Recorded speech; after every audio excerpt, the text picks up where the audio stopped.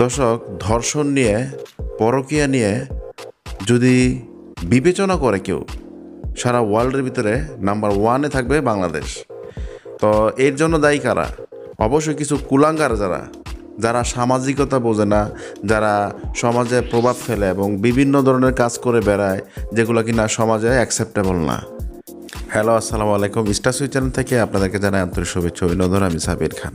দর্শক, সোশ্যাল মিডিয়াতে ইতিমধ্যে ভাইরাল হয়েছে একটি সিনেমাটা হচ্ছে দুই বউ থাকাকালীন আরেকটি গার্লফ্রেন্ডের সাথে বড় বউ কেমন রিয়াকশন করছে স্বামীর সাথে, এবং একটি গন্ডগোল সৃষ্টি হয়েছে।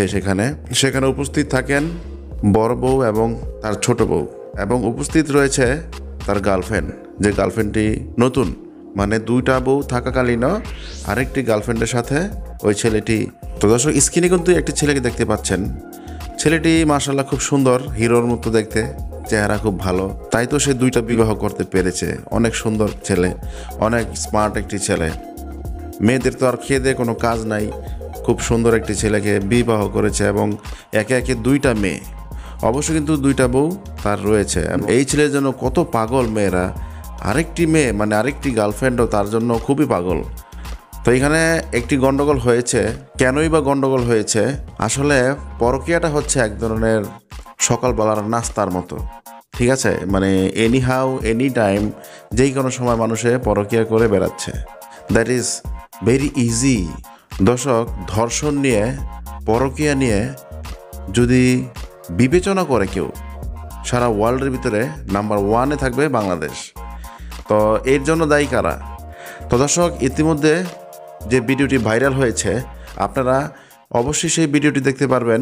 তো চলুন দর্শক, কথা না বাড়িয়ে আমরা সরাসরি সেই লাইভটিতে চলে যাই। সেখানে কি ঘটেছিল আমরা না টেনে সম্পূর্ণ ভিডিওটি আমরা দেখব।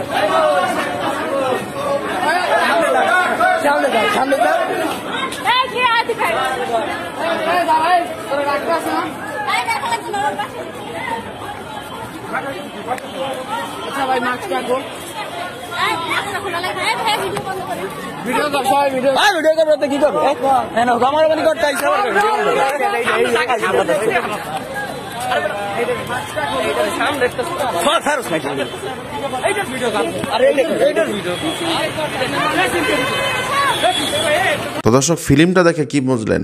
ফিল্মটা দেখে কিন্তু আপনাদের অনেকটা শিক্ষার দরকার আছে। অবশ্যই আপনারা শিক্ষা গ্রহণ করবেন। ভবিষ্যতে কেউ এই ধরনের কাজ করবেন না। এই ধরনের কাজ থেকে আপনারা অবশ্যই দূরে থাকবেন, মিনিমাম 40 হাত দূরে থাকবেন। তো আজকে এই পর্যন্তই। নেক্সট কোনো ভিডিওতে আবার দেখা হবে। আমি সাবির খান। আল্লাহ হাফেজ।